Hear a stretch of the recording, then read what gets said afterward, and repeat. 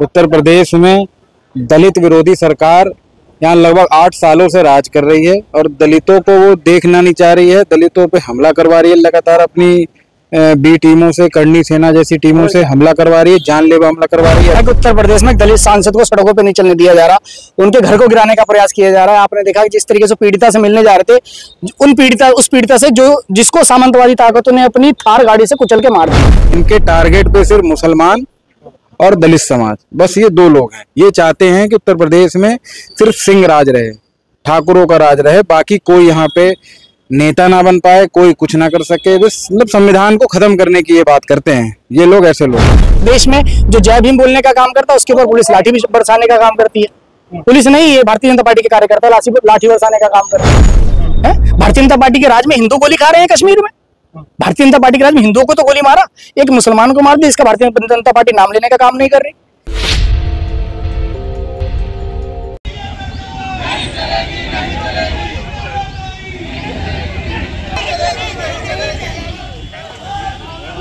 जिस तरीके से आपने देखा कि उत्तर प्रदेश में दलित सांसद को सड़कों पर नहीं चलने दिया जा रहा, उनके घर को गिराने का प्रयास किया जा रहा है। आपने देखा कि जिस तरीके से पीड़िता से मिलने जा रहे थे, उस पीड़िता से जिसको सामंतवादी ताकतों ने अपनी थार गाड़ी से कुचल के मार दिया, उससे मिलने जा रहे तो सड़क पे किस तरीके से उनके ऊपर हमले हुए, उनकी गाड़ियों के सामने टायर फेंके गए और उनको जान से मारने की कोशिश की गई। उनकी सुरक्षा में, दलितों के सम्मान में और बाबा साहब का संविधान किस तरीके से सुरक्षित रहे, इन तमाम चीजों के लिए पूरे उत्तर प्रदेश में हर जनपद में समाजवादी पार्टी के कार्यकर्ता सांसद डीएम साहब से मिलने का काम कर रहे हैं ताकि उनकी सुरक्षा की जिम्मेदारी उठाई जाए। क्या लगता है आपको, क्यों रोका जा रहा है, क्यों हमले किया जा रहा है, क्या लगता है आपको? लगता इसलिए है कि जिस तरीके से वो निर्भीक होकर अपनी बात रख रहे हैं, या यूं कहें कि भारतीय जनता पार्टी को दलित सांसद नहीं बच रहा इस देश में। जब दलित सांसद नहीं बच रहा, मैं कह इसलिए रहा हूं क्योंकि इस प्रदेश में जो जय भीम बोलने का काम करता है उसके ऊपर पुलिस लाठी बरसाने का काम करती है। पुलिस नहीं, ये भारतीय जनता पार्टी के कार्यकर्ता लाठी बरसाने का काम करते हैं। जी देखिए, सरकार तो कहती है ना सबका साथ सबका विकास। देखिए, कहती है बस, करती नहीं है। मोदी जी क्या कहते हैं 2014 के बाद से देखेंगे तो उन्होंने 15 लाख की भी बात करी, उन्होंने विश्व गुरु की बात करी, उन्होंने कई ट्रिलियन हमारे इकोनॉमी की बात करी, लेकिन मोदी जी ने सिर्फ कहने का काम किया है। जी, लेकिन पहलगाम में जिस तरीके की जी किस तरह से देखते हैं, उसमें सरकार की चूक है। ये तो नरेंद्र मोदी जी ने खुद कह दिया चूक है। आप ये बताइए, भारतीय जनता पार्टी के तमाम लोग रामजी सुमन से माफी की बात कर रहे हैं, लेकिन नरेंद्र मोदी जी ने अभी तक माफी क्यों नहीं मांगी पूरे देश से, जब हमारे 26 पर्यटकों को गोली मार दी गई है। भारतीय जनता पार्टी के राज में हिंदू गोली खा रहे हैं कश्मीर में। भारतीय जनता पार्टी के राज में हिंदुओं को तो गोली मारा, एक मुसलमान को मार दिया। इसका भारतीय जनता पार्टी नाम लेने का काम नहीं कर रही। मैं गाजियाबाद में पढ़ता हूँ, मैं एमएमएच कॉलेज का छात्र हूँ। एमएमएच कॉलेज में समाजवादी छात्र सभा ने भी श्रद्धांजलि देने का काम किया और अखिल भारतीय विद्यार्थी परिषद ने भी श्रद्धांजलि देने का काम किया, लेकिन उसमें जो हमारा शहीद मुसलमान था उसका नाम नहीं था। तो इससे साफ पता चलता है भारतीय जनता पार्टी, आप कह लो सबका साथ सबका विकास, तो कहाँ सबका साथ सबका विकास है? ये तो शहीदों में मुसलमानों को लेने का नाम, मुसलमानों का गिनती नहीं करने का काम करती।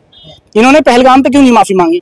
जब मुंबई हमला हुआ तो उसके बाद वहां शिवराज पाटिल ने इस्तीफा दे दिया, लेकिन आप देखिए पुलवामा में 40 जवान शहीद हो गए, हमारे 26 पर्यटकों को गोली लग गई। तो क्या अमित शाह और नरेंद्र मोदी जी को इस्तीफा नहीं देना चाहिए? क्या नैतिक जिम्मेदारी इनकी नहीं बनती? क्या उसके जवाब राहुल गांधी और अखिलेश यादव देंगे? अच्छा, राहुल गांधी मिलने के लिए भी गए थे उनसे, जी। क्या लगता है प्रधानमंत्री को मिलने जाना चाहिए था?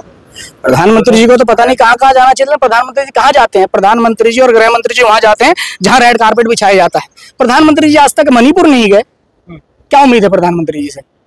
प्रधानमंत्री जाएंगे विदेश मिलने लोगों से। जी, क्या कदम रहेगा समाजवादी का इन सब मुद्दों को लेकर? इन सब मुद्दों पे समाजवादी पार्टी सड़क से लेकर संसद तक संघर्ष करने का काम करेगी, जनता की आवाज उठाने का काम करेगी, दलितों की आवाज उठाने का काम करेगी, पीड़ित लोगों को मजबूत देने का काम करेगी। पीड़ित लोगों के साथ जहां शोषण अन्याय होगा, समाजवादी पार्टी के लोग सड़क पे उतरने का काम करेंगे।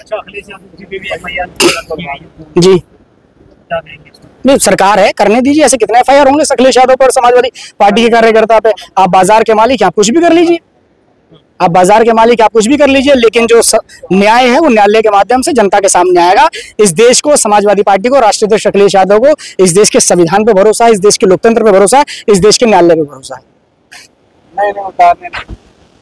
कलेक्ट्रेट पहुंचे, आज विरोध प्रदर्शन कर रहे हैं, क्या वजह है?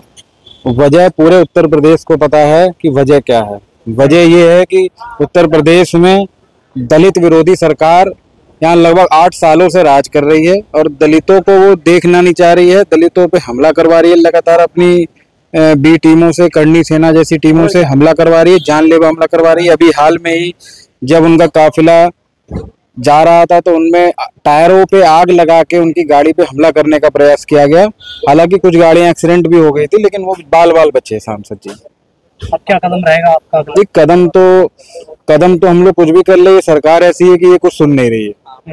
ये तो मेरे हिसाब से मेरा ये मानना है कि ये तो मैं लालजी सुमन को तो जान से मारना चाह रही है, कैसे भी करके, क्योंकि कभी घरों पे उनके पत्थर फेंके जाते हैं, लाठी चार्ज करी जाती है, वहां पे तलवारें लहराई जाती हैं। तो इससे अच्छा है कि मैं तो कहना चाहता हूँ कि योगी जी से भी इनकाउंटर कर दे। जब इतनी दिक्कत है दलित समाज से तो भाई इनकाउंटर कर दे। क्या लगता है आपको क्यों उनके साथ ऐसा किया जा रहा है? उनके साथ ऐसा इसलिए क्या है कि वो दलित चेहरा है, और जिस तरीके से अभी 2024 में उत्तर प्रदेश में समाजवादी पार्टी ने ऐतिहासिक सीटें जीती हैं, उस वजह से ये भारतीय जनता पार्टी के लोग बौखलाए हुए हैं। ये पीडीए को तोड़ना चाह रहे हैं। इनके टारगेट पे सिर्फ मुसलमान और दलित समाज, बस ये दो लोग हैं। ये चाहते हैं कि उत्तर प्रदेश में सिर्फ सिंह राज रहे, ठाकुरों का राज रहे, बाकी कोई यहाँ पे नेता ना बन पाए, कोई कुछ ना कर सके। बस मतलब संविधान को खत्म करने की ये बात करते हैं। ये लोग ऐसे लोग हैं।